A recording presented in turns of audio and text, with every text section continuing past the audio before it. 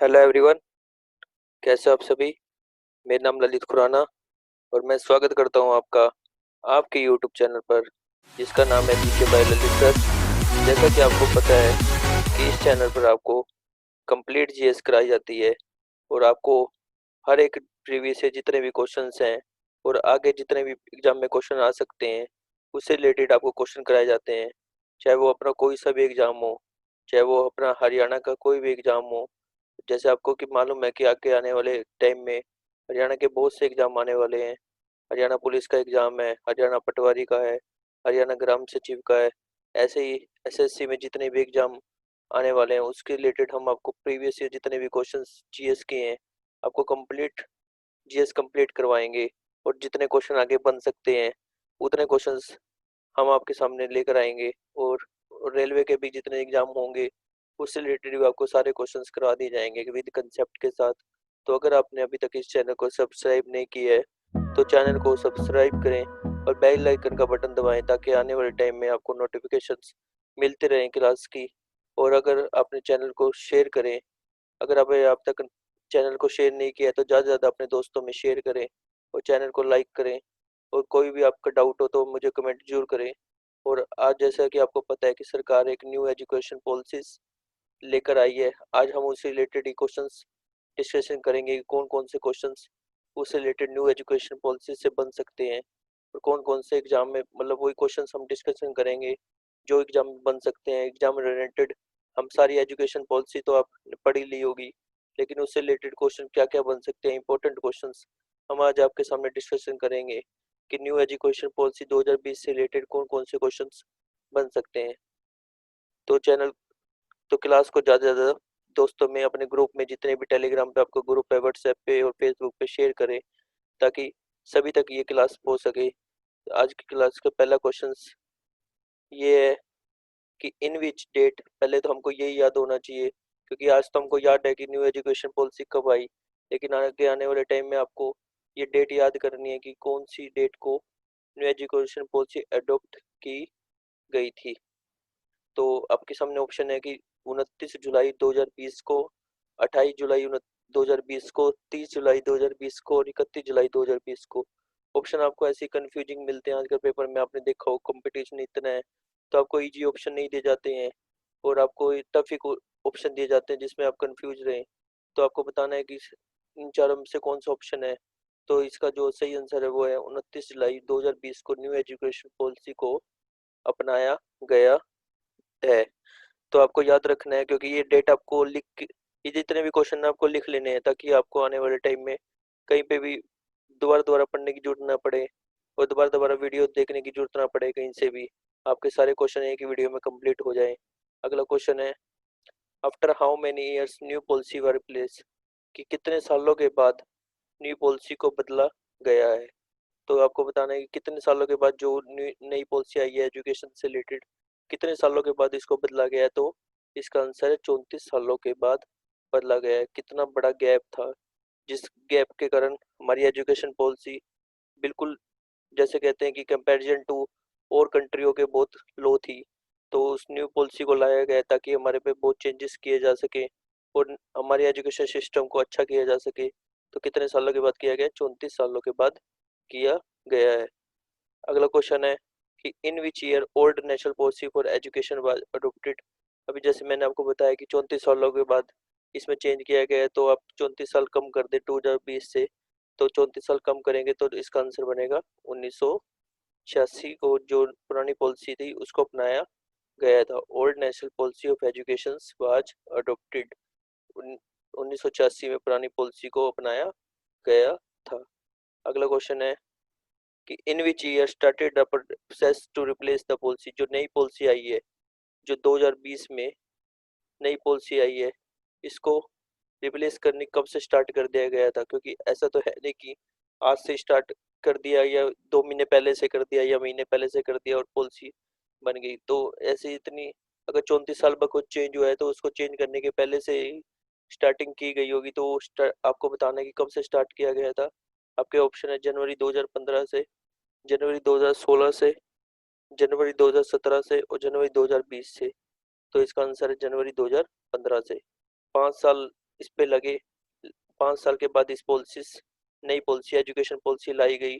तो आपको ये भी याद रखना है कि आगे जाके अगर आपको किस गवर्नमेंट के द्वारा लाई गई, बीजेपी गवर्नमेंट के द्वारा लाई गई है।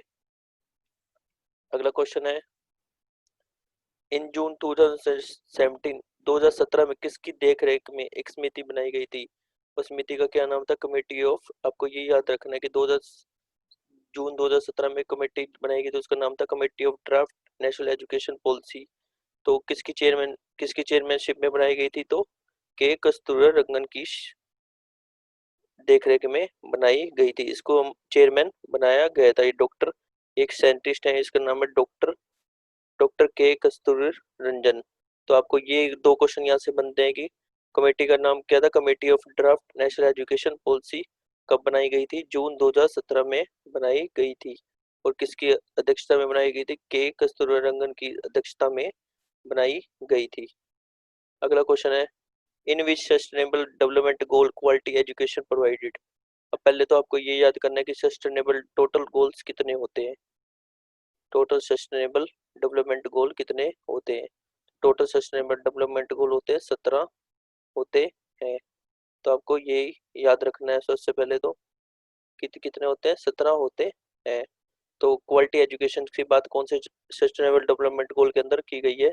तो आपको ये बताना है, क्योंकि अगर एजुकेशन पॉलिसी में कुछ चेंज आया है तो ये भी पूछ सकते हैं कि सस्टेनेबल डेवलपमेंट गोल जो यूएनडीपी के द्वारा चलाए गए हैं, यूनाइटेड नेशन डेवलपमेंट प्रोग्राम के द्वारा चलाए गए हैं, तो ये कौन से सस्टेनेबल गोल के अंदर आता है? तो फोर्थ सस्टेनेबल गोल के अंदर आता है।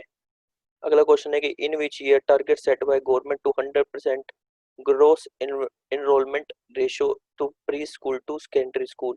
Pre school to secondary school मतलब सेकेंडरी लेवल मतलब 12th क्लास तक। तो 100% गवर्नमेंट का टारगेट है कि ग्रोस एनरोलमेंट रेशियो सेट हो जाए 100%। तो कब तक का टारगेट है? 2030 तक का टारगेट है। अब आप सोच रहे हो कि ग्रोस एनवायरनमेंट रेशो क्या होता है? तो ग्रोस एनवायरनमेंट रेशो होता है, इट इज स्टैटिकल मेजर। ये एक मतलब एक स्टैट होता है, एक ग्राफ होता है जो एजुकेशन सेक्टर में यूज किया जाता है, formally by the UN in education index, जो यूनाइटेड नेशन है उसके द्वारा यूज किया जाता है फॉर्मली। और एजुकेशन इंडेक्स को इसमें डिटरमाइन कर दिया जाता है कि number of student enrolled in school at different different grade levels, मतलब elementary, middle school, high school. इसमें ग्राफ में बताया जाता है कि इतने बच्चे हमारे प्री स्कूल में पढ़ते हैं, इतने हमारे मिडिल क्लास में, इतने हमारे हाई स्कूल में पढ़ते हैं, कौन कौन से। तो इसे एक डाटा बनाया जाता है। तो जो गवर्नमेंट का टारगेट है कि ग्रोस एनरोलमेंट रेशो 100% होना चाहिए, ताकि बच्चे जो है टोटली स्कूल में ही पढ़े। ये जो ओपन सिस्टम गवर्नमेंट बंद करना चाहती है, ताकि बच्चों को क्वालिटी एजुकेशन मिल सके। तो आपको पता चलेगा ग्रोथ एनवायरनमेंट रेशो एक ग्राफ होता है जो एजुकेशन सेक्टर में यूज किया जाता है। अगला क्वेश्चन है कि एक न्यू करिकुलम अडोप्टेड किया गया है एजुकेशन पॉलिसी में, तो वो कौन सा है? तो आपको बताना है कि 5+2+2+3, 5+3+3+4, 5+2+3+2, 4+3+3+3। तो आपको बताना है कि न्यू करिकुलम अडोप्टेड किया गया है। पहले क्या होता था कि पहले होता था एक तो 10 साल तक पढ़ो, उसके बाद फिर 2 साल तक पढ़ो, मतलब 12वीं तक। ये सेकेंडरी लेवल होता था और ये स्टार्टिंग का लेवल माना जाता था। तो ऐसा अब इसको खत्म कर दिया गया है। तो कौन सा अडॉप्ट किया गया? तो इसका आंसर है 5+3+3+4। इसका मतलब है कि पहले 5 साल तक 3 साल तो जो है प्री स्कूल, आंगनवाड़ी, या किसी भी प्ले वे स्कूल में बच्चे पढ़ते हैं। तो और जो 2 साल है फर्स्ट और सेकंड क्लास के लिए किया गया है। तो एज पूछी जाए तो एज होती है 3 to 8। ये फाउंडेशंस माने जाते हैं जब बच्चों को एक तैयारी कराई जाती है आगे के लिए। तो पहले 5 साल, 3 साल तो प्री स्कूल और 2 साल फर्स्ट और सेकंड क्लास, और next 3 years class 3 to 5, class 3 to 5 age 8 से 11 साल तक के बच्चों को, और इसमें प्रिपेयर कराया जाता है आगे के लिए। अगला है 3 साल, 3 साल है 6 to 8, क्लास छठी से लेके 8वीं एज, इसमें 11 से 14 साल तक के बच्चों को। और इसको मिडल क्लास का नाम दिया गया है? मिडिल लेवल का नाम दिया गया है। Next last 4 years class 9 to 12, age 14 to 18, तो इसको सेकेंडरी लेवल का नाम दिया गया है। आपको ये याद रखना है कि जो क्लास 9 to 12 है, अब बच्चे अपनी मर्जी से सब्जेक्ट चूज कर सकते हैं, उस पर कोई भी प्रेशर नहीं दिया जाएगा। अगला क्वेश्चन है कि in which class vocational education starting with internship. अब इंटर्नशिप जो वर्ड है, आपने जहाँ तक सुना होगा, जो बीटेक करते हैं या लॉ करते हैं या जो सीए करते हैं, उनमें ही सुना जाता है कि इंटर्नशिप वर्ड होता है, तो उनको आगे के लिए प्रिपेयर किया जाता है कि वो आगे जो भी फील्ड में जाएं तो पहले से ही तैयार रहें। तो अब ये जो न्यू एजुकेशन पॉलिसी है, ये इसमें जो इंटर्नशिप है, ये वोकेशनल एजुकेशन स्टार्ट की गई है ताकि बच्चों को पहले से ही प्रिपेयर करा के चलें, ताकि आगे आने वाले टाइम में उनको किसी प्रकार की दिक्कत ना हो। जैसे कि हमने देखा है, जो आर्ट्स के बच्चों को मैथ की दिक्कत होती है या फिर साइंस के स्टूडेंट को कॉमर्स में दिक्कत होती है, तो कहीं ना कहीं बहुत दिक्कतों का सामना ना करना पड़ता है। तो पहले से इंटर्नशिप तैयार करा के चले, तो कौन सी क्लास के अंदर? क्लास 6 के अंदर कराई जाएगी।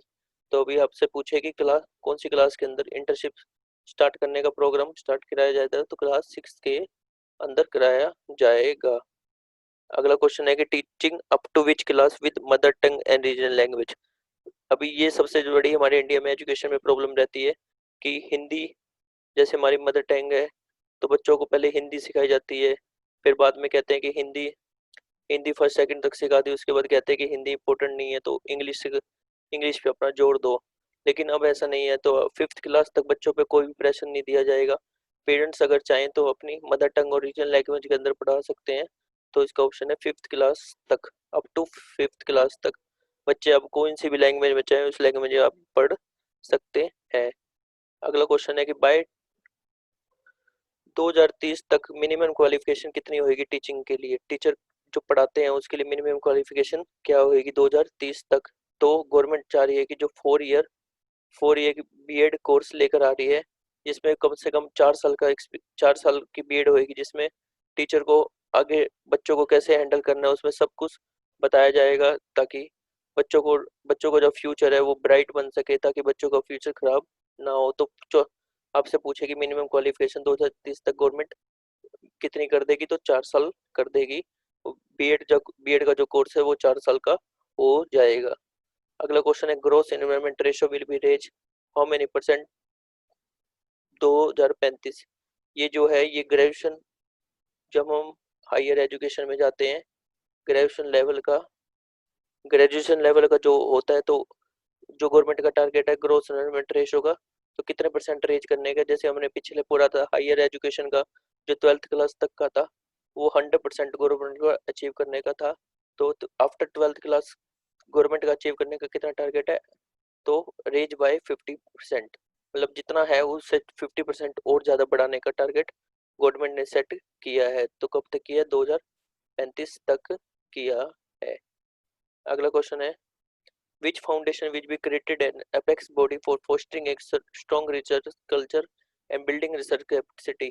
एक फाउंडेशन बनाई जाएगी जो जो स्ट्रॉन्ग रिसर्च सेंटर कल्चर और बिल्डिंग ए रिसर्च कैपेसिटी, जो रिसर्च कैपेसिटी पर काम करेगी हायर एजुकेशन के लिए, अक्रॉस द हायर एजुकेशन, जितनी भी प्री से लेकर हायर एजुकेशन के लिए एक स्ट्रॉन्ग रिसर्च कल्चर पे काम करेगी, बिल्डिंग रिसर्च कैपेसिटी बनाएगी। तो उसका क्या नाम रखा गया है?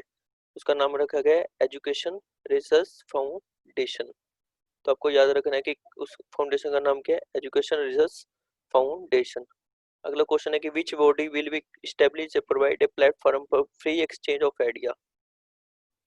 एक प्लेटफॉर्म प्रोवाइड कराया जाएगा जिसमें free exchange of idea on the use of technology to enhance learning.